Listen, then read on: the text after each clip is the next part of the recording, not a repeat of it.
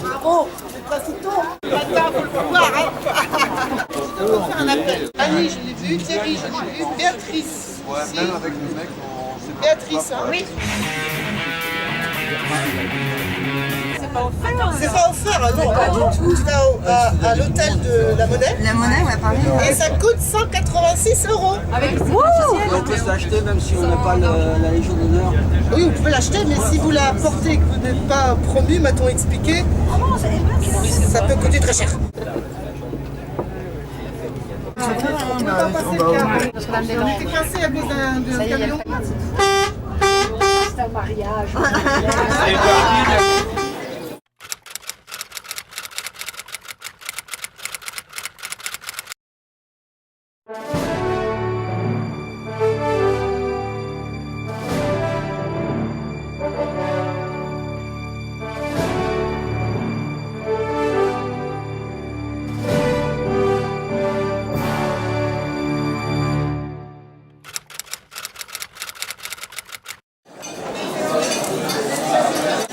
Ça marche? Ça y est, ça marche. Un peu tard. Hein? Ça c'est sympa alors. Je vais juste laver ma tasse. Allez, va laver ta tasse, Olivier. C'est bien. Oui. Ça, c'est du travail collectif. Bonjour, mademoiselle. T'as bien mangé? Il y a un petit air de fête, malgré toutes les revendications et les moments tendus qu'il peut y avoir. On sait aussi prendre des moments joyeux. Fermier la Pomme des Jeunes, tu vois? Romans, dans la Drôme. Premier département d'agriculture bio de France. Là, c'est pour le lavage, là, tu comprends ça. Bravo et merci. Hein. Eh bien non, c'est nous qui remercions tous ceux qui sont venus parce qu'effectivement, pour nous, c'est un magnifique cadeau que de venir ici, quoi.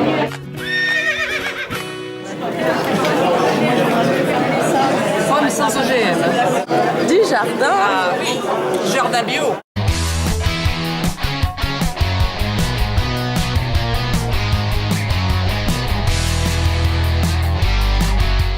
Ça, ce sont les films de la grande Marie-Monique Robin. Ça, c'est pour la souscription pour le prochain. Alors les amis, souscrivez. Journalisme indépendant, engagé, éthique, comme il y en a rarement. Mise en place du film.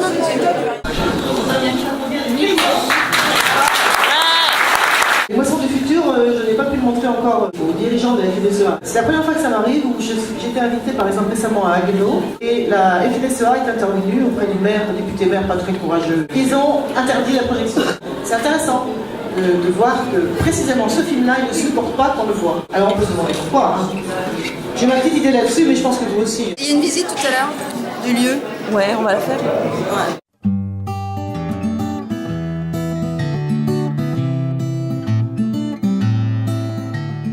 On a 90 vaches, plus tous les élèves, on a 300 animaux en tout. Une vache, en plein été comme hier, ça boit 100 litres d'eau par jour. On fait beaucoup de rendement en herbe et on fait beaucoup de rendement en maïs aussi.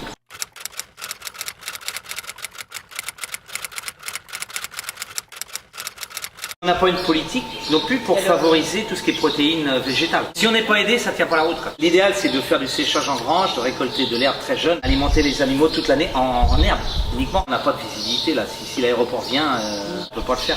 C'est des investissements d'1 million d'euros. Là, on va aller derrière, on va aller voir les veaux là. Ouais. Parce qu'on va pouvoir passer l'après-midi là. Une question toute bête. Les veaux ont-ils des dents? Si oui, en ont-ils partout? Allez, fais voir tes dents. Vous voyez, elle en a pas du tout en haut et elle en a Elle en a en bas. Et en haut, c'est un bourrelet. Ça sélectionne l'herbe. Ça prend que les plus gros brins. Je pense qu'ils nomment que les femelles. Peut-être. Il y a une protéine. En fait, il me désinfecte. Il me désinfecte? Oh là là. Non, c'est pas bad. Normal, hein. Ça, je me suis... Oh, non.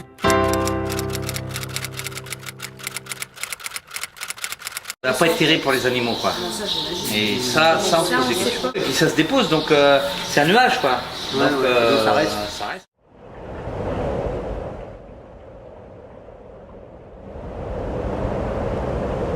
Vous voulez une interview d'un végétarien? Je milite car maintenant le végétarisme, c'est un choix intéressant, voire vital pour la planète. L'homme ne peut pas se passer de nourriture. Donc forcément, c'est notre premier pouvoir. En Inde, le végétarisme est culturel. Si tout le monde se nourrissait comme des Indiens, on pourrait avoir une survie soutenable. Quand vous vous intéressez au bouddhisme aussi, il y a toute l'approche philosophique et pratique de la non-violence. Le monde est varié, mais je ne cautionne pas la souffrance animale. Je trouve qu'on devrait libérer les vaches.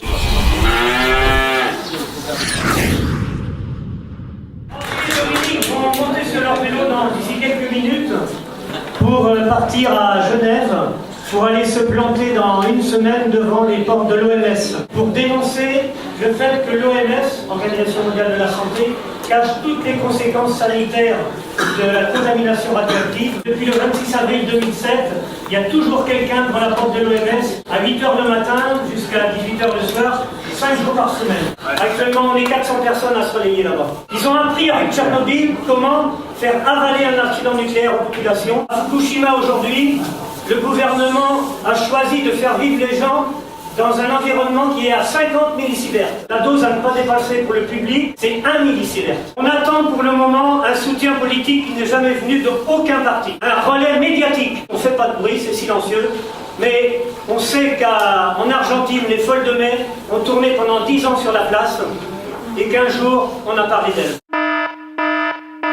On est dans un endroit où on réapprend à vivre et moi je suis comme le ministre à devoir prendre un bus. Je voulais vous montrer en tout cas une petite bande-annonce en avant-première parce qu'elle n'est jamais été vue nulle part de Sacrée Croissance. On n'a plus le temps d'attendre. Je ne peux plus me contenter de faire des films pour dénoncer ce qui ne va pas et je suis obligée de faire des films pour vous mobiliser pour quelque chose. Par contre, pour.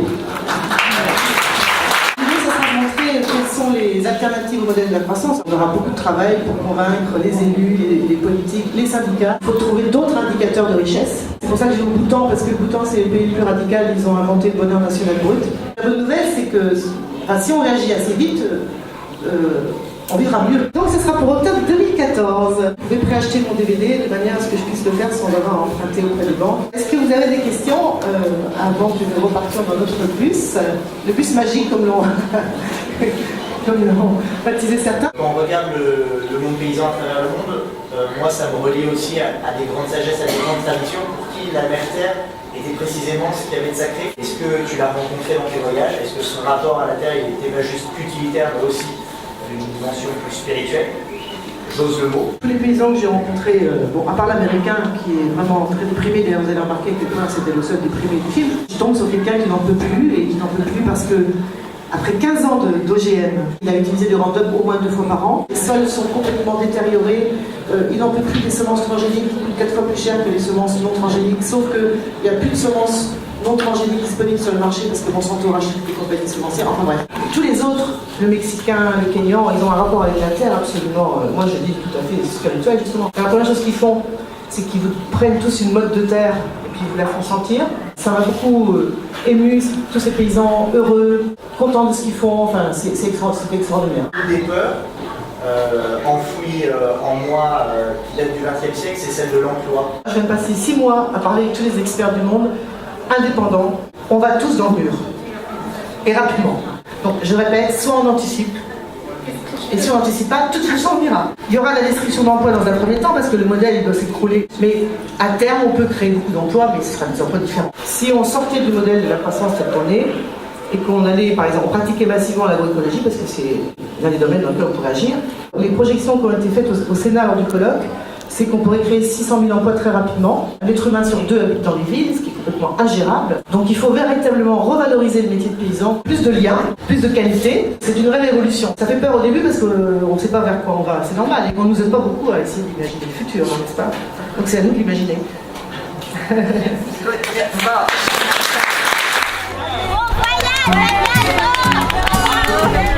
Allez, on s'en va. Adios amigos. On lâche rien, on lâche rien, on lâche rien. Ah, encore une souscription, ben voilà. Ah ben voilà, je suis riche pour les films. 18, 20, 30. 31, c'est possible? Ah non. C'est ça? Ben il en faut 35 normalement. 35. C'est beau. Bye bye. C'était une belle journée, hein. Très bien. J'ai trouvé que c'était une très belle journée, très émouvante. J'ai déjà assisté à des remises de décoration et ce qui frappe en général, c'est le formalisme. Il y avait un truc qui était extrêmement joyeux, en même temps très inattendu dans cette Légion d'honneur. Ici, on voit que la politique, c'est pas un huis clos, que la politique, c'est ici, c'est partout, c'est si on le souhaite. Très inspirant et plein d'amour, de force et d'énergie pour aller de l'avant. Ça va, c'est bon pour le synopsis? Très très bien, merci. Je vous remercie, monsieur Mortier.